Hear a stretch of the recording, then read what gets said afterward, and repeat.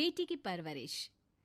जिंदगी किसी को किस मोड़ तक ला सकती है। एक दिन कविता अपने पति से कहती है, कौन है ये बच्ची, बताते क्यों नहीं, क्यों लेकर आए हो इसे यहाँ? कविता, ये मेरी बच्ची है। माँ पापा मेरी शादी शिवानी से करने के लिए मान नहीं रहे थे, लेकिन मैं उससे बहुत प्यार करता था। अब वो इस दुनिया में नहीं है, लेकिन सन्निका की जिम्मेदारी मेरी है। इसे मैं अपने पास ही रखूंगा। कविता ये देखकर सुनकर सन्न रह जाती है। कैसी बात कर रहे हैं आप? लोग क्या कहेंगे? मैं कैसे इस बच्चे के साथ जीवन चलाऊंगी? देखिए, इसे देखकर मुझे टेंशन हो रही है। आप इसे ले जाइए यहाँ से। मेरी भी तो बेटी है, मैं उसका हक कैसे मार दूं? दिनेश कविता को किसी तरह समझा लेता है। देखो सन्निका, ये आज से तुम्हारी माँ है, इन्हें तुम्हें माँ कहना है। कविता को तो सन्निका को देखना भी गवारा नहीं है, फिर वो उसकी माँ कैसे बन पाती? और शायद दिनेश भी ये हकीकत जानता था। कुछ साल बाद देखिए, अब राधिका बड़ी हो गई है, उसके लिए किसी अच्छे घर का रिश्ता देखिए ना। शादी तो करवानी है ना? हाँ, लेकिन सन्निका उससे बड़ी है, पहले तो उसकी शादी तय करेंगे ना। जमाना जानता है कि वो एक नाजायज लड़की है, कोई उससे शादी क्यों करेगा? ऐसे भी आता है क्या उसे, जो कोई उसे अपने घर की बहू बनाएगा? तभी वहाँ सन्निका आ जाती है। पापा, मुझे स्कॉलरशिप मिल गई है, आगे का सारा खर्चा यूनिवर्सिटी वाले उठाएंगे। मैं कल ही वहाँ हॉस्टल में शिफ्ट हो रही हूँ। लो, सुना दिया ना फैसला। अरे अब क्यों शिफ्ट हो रही हो? पहले ही हो जाती शिफ्ट। दुनिया में यूं कालिक तो ना होती हमारी।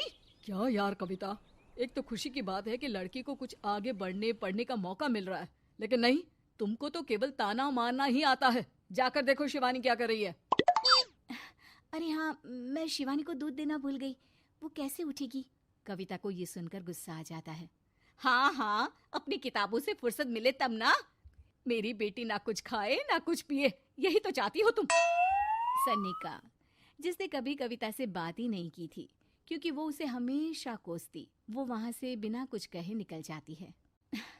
खाना तो पूरा बन गया, अब जाकर आराम से पैकिंग करती हूँ, कल वक्त से निकल जाऊंगी। देखिए जी, वैसे तो ये लड़की मुझे एक आंख पसंद नहीं, अपने कमरे में पैकिंग कर रही है। अरे मुझसे तो कभी बात भी नहीं करती। आप साफ साफ बोल दीजिए उसे कि घर से जाएगी तो सारा काम कौन करेगा? उसकी माँ। माँ का नाम सुनकर सन्निका भी वहाँ आ जाती है। नहीं, वो कैसे करेंगी, वो तो मर गई है ना। उस मनहूस औरत को मेरे घर में याद करने की कोई जरूरत नहीं है, समझी? वैसे भी ना होते हुए भी तेरी शक्ल में लगता है कि वो हमारे बीच में ही है हमेशा से। तो ठीक है ना, जब जा रही हूँ तो क्यों प्रॉब्लम हो रही है आपको? सन्निका घर से निकल रही थी। कविता ना चाहते हुए भी सन्निका को रोक लेना चाहती थी, और वजह थी सिर्फ उसकी सोशल लाइफ का डिस्टर्ब हो जाना। किटी में कविता की सहेलियाँ कहती हैं, क्या बात है, तू परेशान सी लग रही है, सब ठीक तो है ना? क्या हुआ, उस सन्निका ने फिर कोई तमाशा किया क्या? अरे नहीं नहीं, चली गई, वो तो ऑक्सफोर्ड की कोई NGO है, उसकी स्कॉलरशिप मिली है। मेरा भाई बता रहा था कि उसका तो फ्यूचर ब्राइट है। अरे चल ना, तुझे क्या, तेरा तो पीछा छूटा उससे। अरे कैसे क्या नहीं, घर का सारा काम करती थी। इसकी छोटी बेटी को भी तो उसी ने संभाला था, याद है? उसकी छोटी बेटी का जो केस हुआ था, वो भी अपने सर ले लिया था। हाँ, तो बदले में सारा खर्चा भी तो हम लोग ही उठा रहे थे ना। और पता है, वो मुझसे बात भी नहीं करती, जैसे पता नहीं मैं ही उसके माँ के मरने के लिए जिम्मेदार हूँ।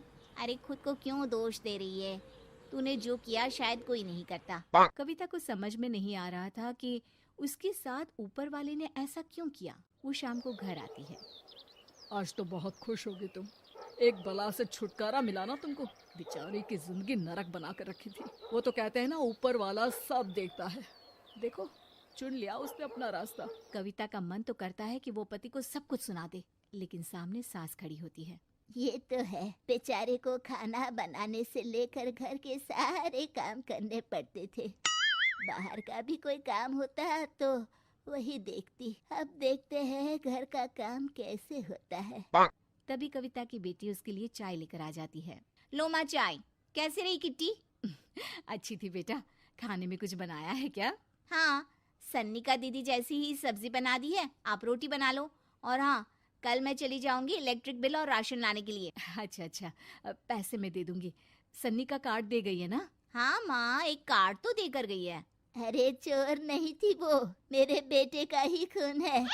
पता नहीं कितना घमंड भरा है इसमें। अरे छोड़ो ना माँ, जिसको जो बनना था वो बन ही जाएगा। अच्छा माँ, कल चलना है उसके कॉलेज में, सभी पेरेंट्स को बुलाया गया है। अब कविता तो जाने से रही, तो हम ही साथ चलते हैं। हाँ बेटा, उस बिन माँ की बेटी का है ही कौन। अब क्या था, कविता का गुस्सा फूट पड़ता है। हाँ, आप लोगों के जैसे तो इंसान नहीं देखे मैंने। अरे मेरे सामने ही अपनी नाजायज बेटी को लाकर बिठा दिया। रोज मैं उसे देखती तो एहसास होता कि कैसे आपने मुझे इतना बड़ा धोखा दिया। जरा सोचिए तो, अगर ऐसा ही कुछ मैंने किया होता तो। अरे रहने दे, क्या नहीं किया तूने उसके बदले में।